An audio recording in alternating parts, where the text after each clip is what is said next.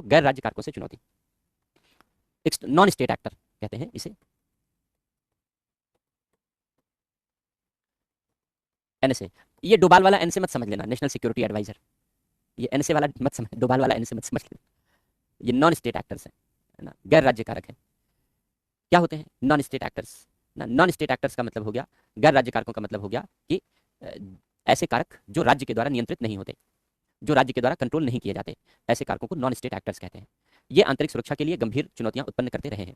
कैसे उत्पन्न करते रहे हैं? कुछ बातें हम लोगों ने पढ़ी हैं, जैसे अपराध, संगठित अपराध नॉन स्टेट एक्टर है, ये आंतरिक सुरक्षा के लिए चुनौती उत्पन्न करते हैं, पढ़ चुके हैं। मीडिया नॉन स्टेट एक्टर है, राज्य द्वारा नियंत्रित नहीं होता, वो कैसे खतरा उत्पन्न करता है, पढ़ा है हम लोगों ने, होलोग्रामेटिक टेररिज्म और टीआरपी, इन सब के कारण तो मीडिया कैसे खतरा बन सकता है। सोशल मीडिया, ये भी नॉन स्टेट एक्टर है, राज्य नहीं चलाता, प्राइवेट संस्थाएं हैं वो चलाती हैं, तो कैसे सोशल मीडिया थ्रेट क्रिएट करता है वो भी हम लोग पढ़ चुके हैं।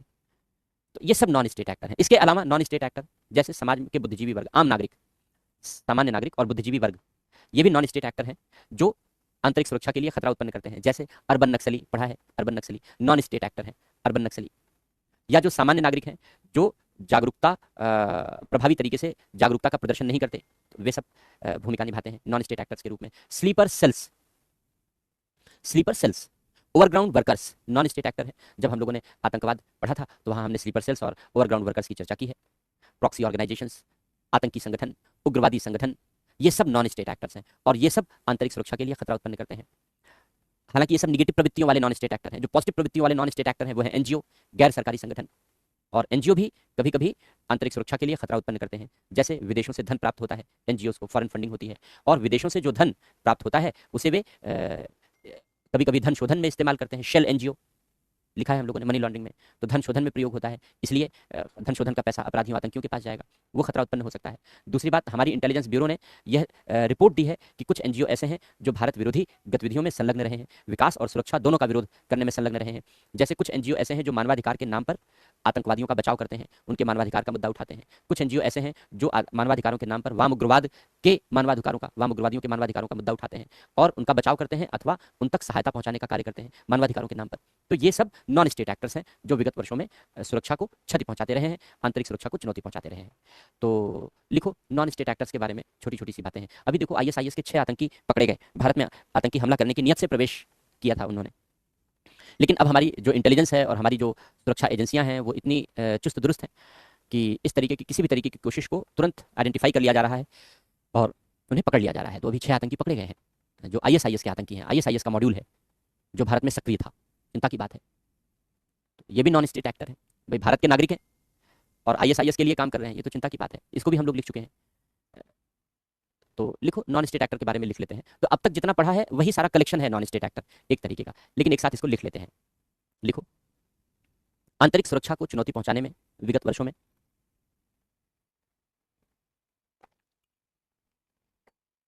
आंतरिक सुरक्षा को चुनौती पहुंचाने में विगत वर्षों में गैर राज्य कारकों ने आंतरिक सुरक्षा को चुनौती पहुंचाने में विगत वर्षों में गैर राज्य कारकों ने यदाकदा भूमिका निभाई है, यदाकदा भूमिका निभाई है। गैर राज्य कारकों से आशय, गैर राज्य कारकों से आशय ऐसे तत्वों से है या ऐसे कारकों से है, ऐसे तत्वों से है जो राज्य द्वारा नियंत्रित नहीं किए जाते, जो राज्य द्वारा नियंत्रित नहीं किए जाते, जो राज्य द्वारा नियंत्रित नहीं किए जाते। ऐसे तत्वों ने, ऐसे तत्वों ने समाज में अशांति उत्पन्न करने, ऐसे तत्वों ने समाज में अशांति उत्पन्न करने, कमा अपराध में वृद्धि करने, अपराध में वृद्धि करने, कमा हिंसा व आतंक का विस्तार करने, हिंसा व आतंक का विस्तार करने, अथवा राज्य के विरुद्ध संघर्ष करने में, अथवा राज्य के विरुद्ध संघर्ष करने में भूमिका निभाई है, भूमिका निभाई है, जिसे निम्नलिखित रूप में समझ सकते हैं, जिसे निम्नलिखित रूप में समझ सकते हैं। डैश करके लिखो पहला पॉइंट, अनेक उग्रवादी अलगाववादी संगठनों का जन्म होता रहा है, अनेक उग्रवादी अलगाववादी आतंकी संगठनों का जन्म होता रहा है। यद्यपि ऐसे संगठनों को यद्यपि ऐसे संगठनों को प्रतिबंधित घोषित किया गया है, यद्यपि ऐसे संगठनों को प्रतिबंधित घोषित किया गया है, बैंड ऑर्गेनाइजेशन किसके अंतर्गत होता है? यूआपा, अनलॉफुल एक्टिविटीज प्रिवेंशन एक्ट, प्रतिबंधित संगठन घोषित किया गया है। तथापि यदा कदा इन संगठनों ने आंतरिक सुरक्षा के लिए गंभीर चुनौतियां उत्पन्न की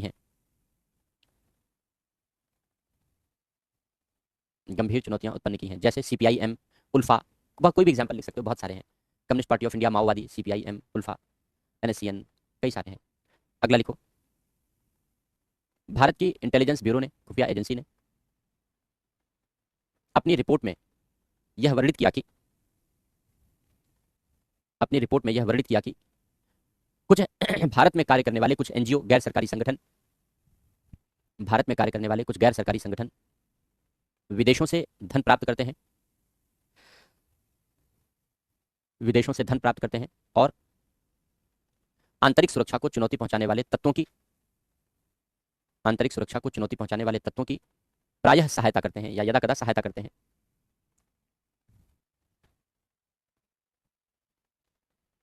वे मानवाधिकारों के संरक्षण के नाम पर सुरक्षा बलों की कार्रवाई को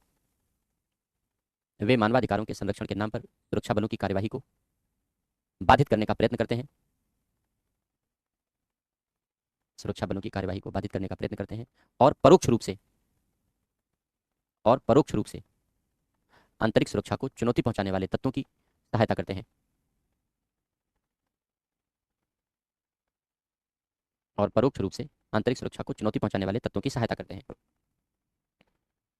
अगला पॉइंट लिखो, देश में यदा कदा बुद्धिजीवियों, मीडिया के द्वारा मानवाधिकारों के नाम पर उग्रवादियों या आतंकवादियों का बचाव करने का प्रयत्न किया जाता रहा है। अगला पॉइंट लिखो, विगत वर्षों में स्लीपर सेल्स ओवरग्राउंड वर्कर्स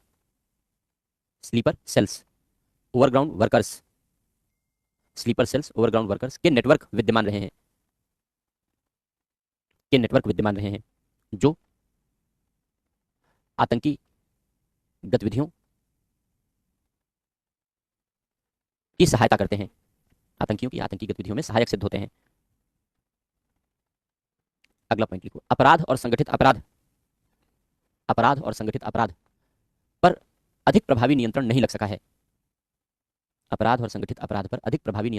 है, जिसने यदा कदा सुरक्षा के लिए खतरा उत्पन्न किया है।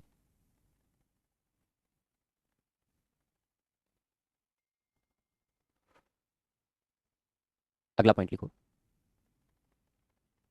लोगों की जागरूकता के अभाव के कारण यदा कदा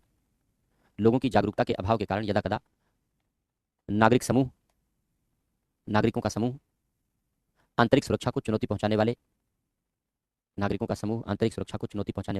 तत्वों की सहायता करता रहा है,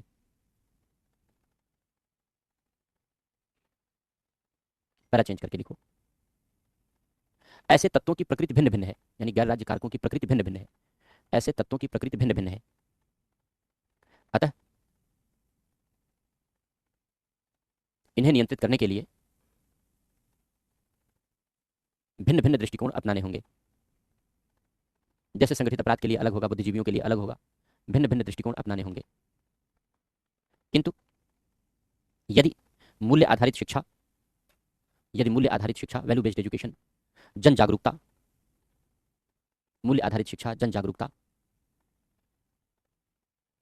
और विकास की गतिविधियों पर ध्यान दिया जाए, और कानून व्यवस्था को प्रभावी तरीके से संचालित किया जाए, कानून व्यवस्था की स्थिति को मेंटेन किया जाए, लॉ एंड ऑर्डर एडमिनिस्ट्रेशन, कानून व्यवस्था प्रशासन को प्रभावी तरीके से संचालित किया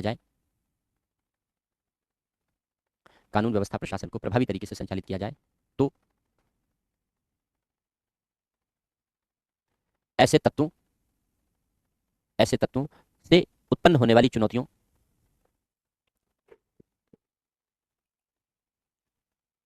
ऐसे तत्वों से उत्पन्न होने वाली चुनौतियों का समाधान किया जा सकता है। अब बाह्य राज्य कारकों से चुनौती।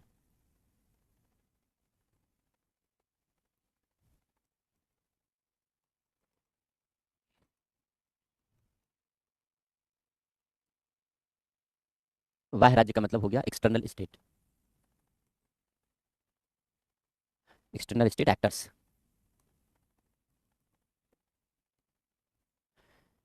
यूपीएससी के अनुवाद में थोड़ा सा ध्यान रखना है हिंदी और इंग्लिश में, क्योंकि कभी कभी अभिनेता कर देता है ये एक्टर्स, बाह्य राज्य अभिनेता, तो अब अभिनेता नहीं है गूगल ट्रांसलेशन है।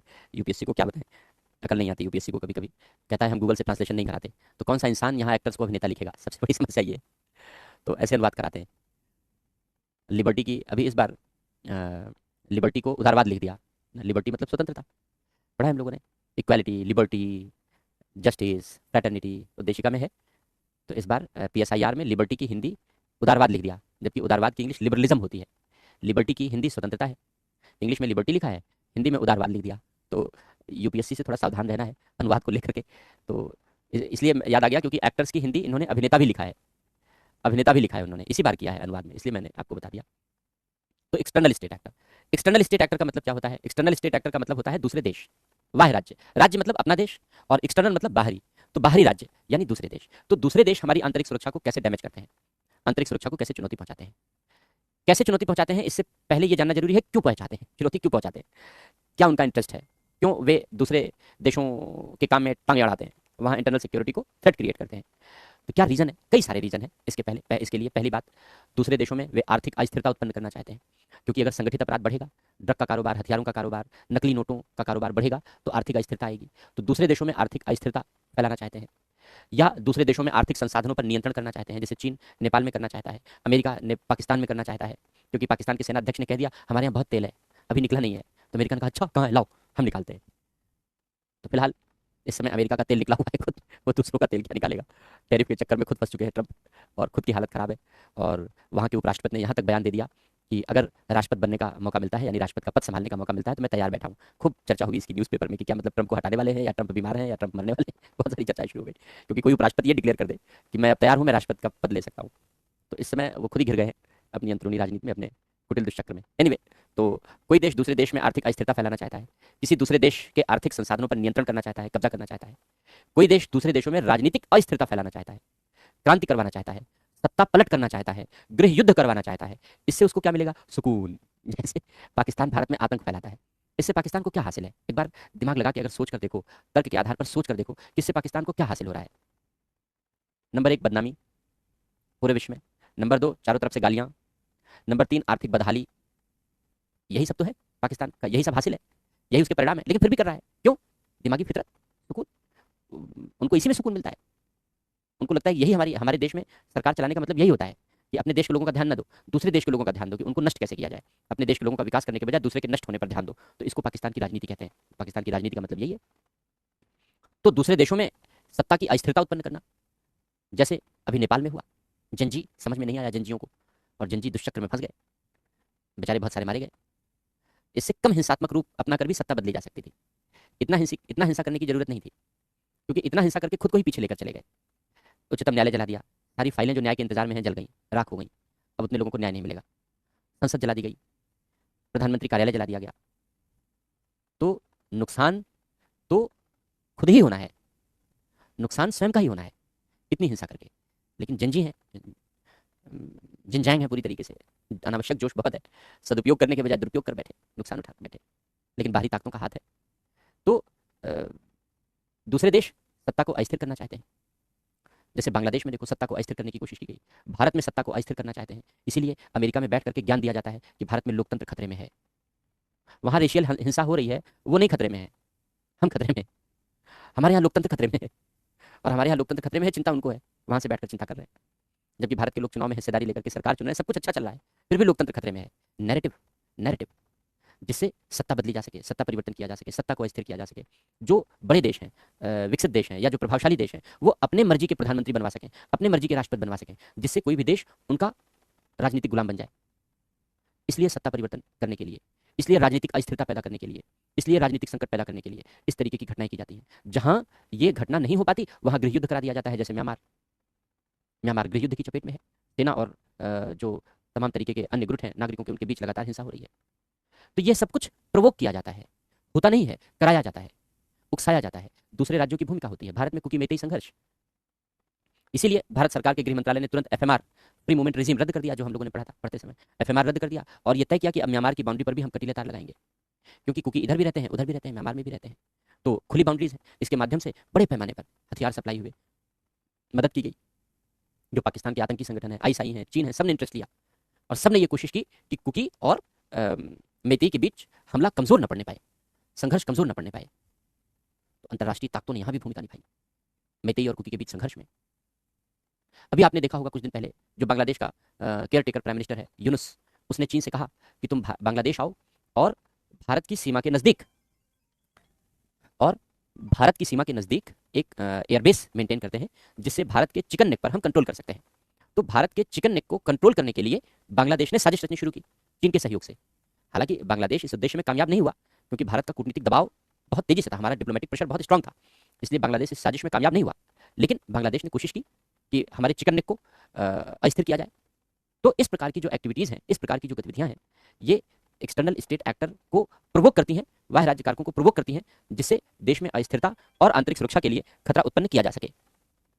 तो लिखो पहले इतना, फिर एक एक देश से, किन किन देशों से हमारी आंतरिक सुरक्षा के लिए खतरा है। मोटे तौर पर सबसे बड़ा खतरा तो अपना पड़ोसी है पाकिस्तान, दूसरा बड़ा खतरा दूसरा पड़ोसी है चीन। इन दो से हमें सबसे गंभीर खतरे हैं। इसके बाद म्यांमार से कोई खतरा नहीं है हमें, यानी म्यांमार की सरकार से कोई खतरा नहीं है, लेकिन म्यांमार की जमीन से खतरा है। सरकार से नहीं, जमीन से खतरा है। सरकार से नहीं खतरा है, जमीन से खतरा है। जमीन से कैसे खतरा है? जो अवैध घुसपैठिए आते हैं, अवैध कारोबार होता है इसके माध्यम से। तो घुसपैठियों के कारण जो खतरा है, घुसपैठ भी पढ़ लेंगे, अलग से पढ़ लेंगे। और बांग्लादेश से कोई विशेष खतरा नहीं है, लेकिन फिर भी थोड़ा सा पढ़ लेंगे। आजकल यूनुस कुछ ज़्यादा जंपिंग बेबी बन गए हैं, तो इस जंपिंग बेबी को शांत करना पड़ेगा, इसको पंपिंग बेबी बनाना पड़ेगा, नहीं तो ये देश के लिए बेहद खतरनाक साबित होगा आगे चल करके। तो कैसे इस जंपिंग बेबी को शांत किया जाए, तो इसके लिए थोड़ी सी चर्चा कर लेंगे, बांग्लादेश की चर्चा कर लेंगे।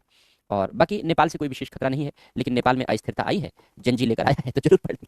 क्योंकि वहाँ लोग भागे हैं, जेलों से कैदी भागे हैं, तो सब भारत में घुसने की ही कोशिश कर रहे हैं।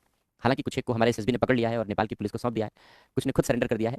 तो इन सब के बारे में हम लोग चर्चा करेंगे। पहले कनाडा भी हमारे लिए खतरा था, जब जस्टिस ट्रूडो वहाँ का प्राइम मिनिस्टर था, लेकिन अब वहाँ का प्राइम मिनिस्टर बदल चुका है, तो इसलिए अब कनाडा हमारे लिए विशेष खतरा नहीं है। लेकिन कहने के लिए, जो कनाडा और अमेरिका और ब्रिटेन जैसे देश हैं, चूंकि ये खालिस्तानियों को प्रोटेक्शन देते हैं और खालिस्तानी भारत में नए तरीके से फिर से खालिस्तानी आतंकवाद को जिंदा करना चाहते हैं, तो ये हमारे लिए चैलेंज तो बना ही रहता है। फिलहाल चर्चा हम लोग पाकिस्तान से शुरू करेंगे, लेकिन पहले इंट्रोडक्शन लिख लो। वाह राज्य कारकों लिखो, पहले वाह राज्य कारकों से चुनौती लिखो, इंट्रोडक्शन लिखो। लिखो, वाह राज्य कारकों का आशय, वाह राज्य कारकों का आशय दूसरे देशों से है, अन्य देशों से या दूसरे देशों से है। वाह राज्य कारकों का आशय दूसरे देशों से है। दूसरे देश, दूसरे देश जैसे पाकिस्तान, चीन, जैसे पाकिस्तान, चीन आदि भारत में आंतरिक सुरक्षा की चुनौतियों को, भारत में आंतरिक सुरक्षा की चुनौतियों को गंभीर बनाते रहे हैं, गंभीर बनाते रहे हैं, गंभीर बनाते रहे हैं। निम्नलिखित उद्देश्यों की पूर्ति के लिए, निम्नलिखित उद्देश्यों की पूर्ति के लिए कोई देश दूसरे देशों, दूसरे देशों में आंतरिक सुरक्षा के लिए खतरा उत्पन्न करते रहे हैं, दूसरे देशों में आंतरिक सुरक्षा के लिए खतरा उत्पन्न करते रहे हैं। डैश करके लिखो पहला पॉइंट। आर्थिक अस्थिरता के लिए, आर्थिक अस्थिरता के लिए। दूसरा पॉइंट, आर्थिक संसाधनों पर नियंत्रण के लिए, आर्थिक संसाधनों पर नियंत्रण के लिए। दूसरा पॉइंट, तीसरा पॉइंट, राजनीतिक अस्थिरता के लिए, राजनीतिक अस्थिरता के लिए। नेक्स्ट पॉइंट, राजनीतिक अस्थिरता के लिए। नेक्स्ट पॉइंट, सत्ता परिवर्तन के लिए, सत्ता परिवर्तन के लिए। नेक्स्ट पॉइंट, नेक्स्ट पॉइंट, गृह युद्ध को उकसाने के लिए, उत्तेजित करने के लिए, गृह युद्ध को उत्तेजित करने के लिए, उकसाने के लिए। पैरा चेंज करके लिखो। उपर्युक्त उद्देश्यों के लिए, उपर्युक्त उद्देश्यों के लिए कोई देश आतंक, उग्रवाद को प्रोत्साहित करता है, कोई देश आतंक, उग्रवाद को प्रोत्साहित करता है और सीमा पार से घुसपैठ, सीमा पार से घुसपैठ, अवैध कारोबार, सीमा पार से घुसपैठ, अवैध कारोबार और अन्य संगठित अपराधों को, अन्य संगठित अपराधों को प्रोत्साहित करता है, अन्य संगठित अपराधों को प्रोत्साहित करता है। तो सबसे पहले अब पाकिस्तान की भूमिका पढ़ेंगे। जितने भी ये हमारे बॉर्डर एरिया हैं, इनमें ये पाकिस्तान है, ये चीन, ये बांग्लादेश, ये म्यांमार, तो ये 4 देशों का रोल सबसे ज़्यादा है। अफगानिस्तान का कोई रोल नहीं, तालिबान आतंकी संगठन है, लेकिन तालिबान भारत का समर्थक है, इसलिए तालिबान से कोई खतरा नहीं है। बाकी छोटे मोटे तो उतार चढ़ाव दूसरे देशों के साथ आते ही रहते हैं, जैसे ट्रंप के साथ अभी बिगाड़ हो गई थी, फिर से ट्रंप को अकल आ गई, सुधरने लगे हैं वो, तो उन सब चीज़ों के साथ कोई विशेष। मलेशिया है, मलेशिया ने जाकिर नाइक को अभी तक संरक्षण दे रखा था। हम पाम ऑयल मंगाते थे मलेशिया से, सबसे बड़े आयातक हैं हम पाम ऑयल के, क्योंकि सबसे ज़्यादा बिस्किट, नमकीन, आइसक्रीम, इस तरीके की चीज़ें हम लोग खाते हैं अपने देश में, सब पाम ऑयल से बनता है, यूज़ होता है, सब स्वास्थ्य के लिए बेहद खतरनाक है। तो अभी सरकार ने ये निर्णय लिया कि वो मलेशिया से पाम ऑयल नहीं मंगाएगा, कम मंगाएगा। और जैसे ही हमने पाम ऑयल का निर्यात आयात करना कम कर दिया, मलेशिया ने जाकिर नाइक को अपने यहाँ से भगा दिया, बोले भागो यहाँ से, तुम्हारी वजह से हमारा व्यापार प्रभावित हो रहा है। शुरुआती दौर में 1-1.5 साल तो भारत सोचता रहा कि चलो भाई तुम्हें अकल आ जाए, लेकिन पहले वो मना करता रहा कि नहीं हमारे यहाँ नहीं है। बाद में उसने स्वीकार किया कि नहीं हमारे यहाँ है, लेकिन हम सौंपेंगे नहीं, ये पाकिस्तान की शह पर। फिर हमने जब पाम ऑयल पर प्रहार किया तो उन्हें लगा कि हम मैनेज कर लेंगे, नहीं मैनेज कर पाए, तो फिर उन्होंने जाकिर नाइक को भगा दिया, अब वो जाकिर नाइक पाकिस्तान चला गया है। ऐसी छोटी मोटी हरकतें होती रहती हैं, उसको हम लोग नोटिस नहीं करते। अजरबैजान है, अभी कुछ समय पहले तुर्की है, तो इन सबको हम लोग नोटिस नहीं करते, क्योंकि इनकी हरकतों का कोई ऐसा इम्पैक्ट नहीं है। जो हरकतें हमारे लिए इम्पैक्ट क्रिएट करती हैं उनको हम लोग यहाँ पर पढ़ेंगे, बाकी सबको मैनेज कर लेते हैं। तो जो लगातार चली आ रही हैं, जैसे पाकिस्तान, चीन, इन सबकी लगातार हरकतें हैं, तो पाकिस्तान किस तरीके से चुनौती है। हम लोग जानते हैं कि भारत में जो आतंकवाद है वो पाकिस्तान प्रायोजित आतंकवाद है, और खालिस्तान से लेकर के और आज तक जितने भी हमले हैं भारत में, आतंकी हमले, चाहे जम्मू कश्मीर में हो या देश के अन्य भागों में हो, वो पाकिस्तान के द्वारा ही प्रोवोक किए गए हैं, पाकिस्तान के द्वारा ही उकसाए गए हैं। तो पाकिस्तान एक गंभीर खतरा हमारी आंतरिक सुरक्षा के लिए बना है।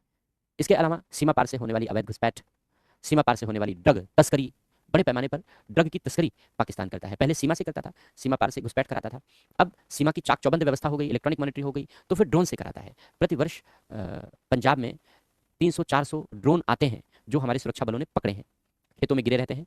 उन ड्रोन में बड़े बड़े ड्रग के असाइनमेंट होते हैं, ड्रग के पैकेट्स होते हैं, कभी कभी हथियार भी होते हैं, गोला बारूद भी होते हैं, लेकिन अब ज़्यादातर ड्रग के पैकेट्स होते हैं। उड़ता पंजाब, तो पंजाब में गांव गांव में ड्रग का कारोबार फैला हुआ है। सरकारें, जो पंजाब की पुरानी सरकारें थी, जो वर्तमान सरकार है, उसने इसको कंट्रोल करने के लिए दिखावटी कदम तो सबने उठाए हैं, लेकिन जीरो टॉलरेंस की पॉलिसी पर किसी ने काम नहीं किया है। तो इसके लिए जीरो टॉलरेंस की पॉलिसी पर काम करना होगा। हालांकि पाकिस्तान से आने वाले इस तरीके के ड्रग असाइनमेंट अब हमारे यहाँ पकड़े जाते हैं, तो बड़े पैमाने पर नार्को टेररिज्म को फैला रहा है पाकिस्तान भारत में। इसके अलावा सीमा पार से घुसपैठ कराता है, न केवल पाकिस्तान की सीमा से लगे हुए बल्कि बांग्लादेश और म्यांमार की सीमाओं से भी अवैध घुसपैठ कराने में पाकिस्तान की खुफिया एजेंसी आईएसआई का हाथ रहता है। और रोहिंग्याओं की घुसपैठ हो या बांग्लादेशियों की घुसपैठ हो, ये भी हमारे लिए चिंता का विषय रही है। इसमें भी कभी कभी आईएसआई का एजेंडा देखा गया है, विशेषकर रोहिंग्याओं की घुसपैठ में तो आईएसआई शामिल रही है, भारत में रोहिंग्याओं की घुसपैठ कराई जाए। इसके अलावा पूर्वोत्तर के उग्रवादियों को पाकिस्तान में बैठे हुए आतंकी और पाकिस्तान की खुफिया एजेंसी समर्थन देती रही है। इससे जो पूर्वोत्तर में उग्रवाद फैला वो पाकिस्तान की सहायता से फैला, क्योंकि पाकिस्तान की आईएसआई ने पूरी तरीके से सपोर्ट किया पूर्वोत्तर में उग्रवाद को फैलाने में। इस तरीके से जो वर्तमान भारत में टेररिज्म की समस्या है, वो टेररिज्म की समस्या केवल और केवल पाकिस्तान की देन। तो अगर अब आप कहेंगे सर इसका उपाय तो कुछ हो ही नहीं सकता। उपाय हम ये कह सकते हैं कि भाई पाकिस्तान से बेहतर संबंध बनाए जाए, लेकिन पाकिस्तान ऐसा क्या कहें उसको, क्या संज्ञा दें, क्या उदाहरण दें, क्या तुलना करें, समझ में नहीं आता। ऐसे कुत्ते की दुम है जो कभी सीधा होने का नाम ही नहीं लेता। कहावत है कुत्ते की दुम, तो सीधा होने का नाम ही नहीं लेता। वरना हम लोगों ने तो बड़ी कोशिशें की, लाहौर बस यात्रा चलाई गई, हमारे प्रधानमंत्री बस से पाकिस्तान गए, सौहार्दपूर्ण बातचीत की शुरुआत की गई, दोनों देशों के सामाजिक संबंधों को बढ़ावा दिया जाने लगा। क्या क्या नहीं किया गया। वर्तमान प्रधानमंत्री आए तो उन्होंने प्रधानमंत्री को अपने शपथ ग्रहण में बुलाया, प्रधानमंत्री के घर बिना निमंत्रण के पहुंच गए, सिक्योरिटी के लिए बहुत बड़ा खतरा था, लेकिन पहुंच गए। तो न जाने क्या क्या नहीं किया गया। डिप्लोमेटिक एंगल से आगे जाकर भी सामाजिक आधारों पर भूमिका निभाई गई, लेकिन अब समझ में नहीं आता कि समाधान क्या है। लिखने पढ़ने की भाषा में तो यही है समाधान, औपचारिक भाषा में, कि भाई पाकिस्तान से बेहतर संबंधों का विकास किया जाए, विश्वासपूर्ण संबंध विकसित किया जाए। लेकिन सब बेकार की बातें हैं। जब तक पाकिस्तान का खात्मा नहीं होगा, जब तक पाकिस्तान का नाम दुनिया के नक्शे से नहीं मिटेगा, तब तक ये सब करना बड़ा मुश्किल है। केवल कहते रहेंगे हम लोग, वो कभी नहीं पाएगा। हालांकि ये भी बड़ा मुश्किल है, क्योंकि उसके पास भी परमाणु बम है। एक ही तरीका है कि उसके परमाणु बम पर हमला करने से पहले हम खुद जाके कंट्रोल कर लें। परमाणु बम की चाबी, परमाणु बम की पासवर्ड सब हमारे हाथ में आ जाए, रखे रहो परमाणु बम, चलेंगे ही नहीं, क्योंकि सबका पासवर्ड और सबका की हमारे पास है। तो एक ही तरीका है उनके परमाणु बम को न्यूट्रलाइज करने का। तो कुछ ना कुछ तो करना पड़ेगा, लेकिन व्यावहारिक स्थितियां बड़ी खतरनाक हैं। ऑपरेशन सिंदूर चला तो हमको लगता है इस बार कुछ वारा न्यारा होने वाला है, क्योंकि पर्याप्त सबूत थे। लेकिन सरकार ने 16 में से 9 एयरपोर्ट तबाह कर दिए, बाकी छोड़ दिए। 9 किए थे, 16 हैं, 7 और बचे थे, तो 7 को काहे बचा दिए। 9 तबाह किए थे, 7 और कर देते। कम से कम ये तो हो जाता कि अब पाकिस्तान में कोई भी एयरबेस बचा नहीं साफ सुथरा, लेकिन हम भी गजब गांधी के देश हैं, तुरंत शांति का मार्ग अपना लेते हैं। तो लेकिन फिलहाल सरकार ने कहा है कि ऑपरेशन सिंदूर जारी है। तो लिखो पाकिस्तान, हेडिंग लिखो पाकिस्तान से चुनौती, पाकिस्तान से चुनौती। पॉइंट में लिखते चलते हैं। पहला पॉइंट लिखो, पहला पॉइंट लिखो, भारत पाकिस्तान प्रायोजित आतंकवाद का शिकार रहा है।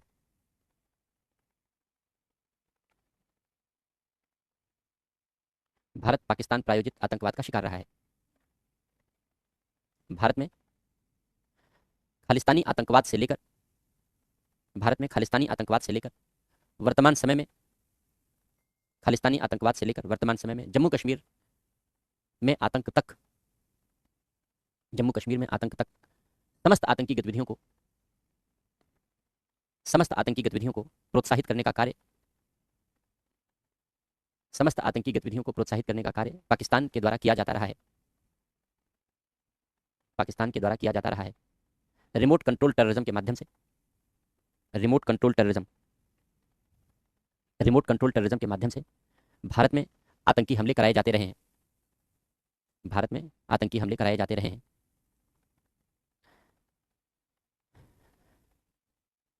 दूसरा लिखो, पाकिस्तान के द्वारा भारत में आतंकियों की अवैध घुसपैठ कराई जाती रही है, पाकिस्तान के द्वारा भारत में आतंकियों की अवैध घुसपैठ कराई जाती रही है। जम्मू कश्मीर में होने वाले आतंकी हमलों में, जम्मू कश्मीर में होने वाले आतंकी हमलों में विदेशी आतंकियों का योगदान सर्वाधिक रहा है, विदेशी आतंकियों का योगदान सर्वाधिक रहा है।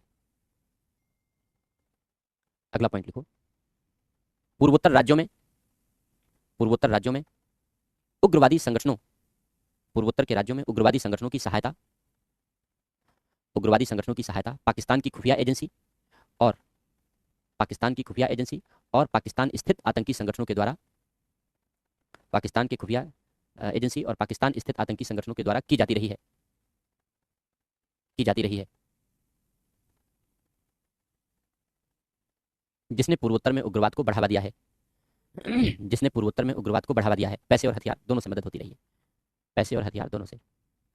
अगला पॉइंट लिखो, पाकिस्तान भारत में सीमा पार से नार्को टेररिज्म, नार्को आतंकवाद को बढ़ावा देता रहा है, सीमा पार से नार्को आतंकवाद को बढ़ावा देता रहा है, नार्को आतंकवाद को बढ़ावा देता रहा है।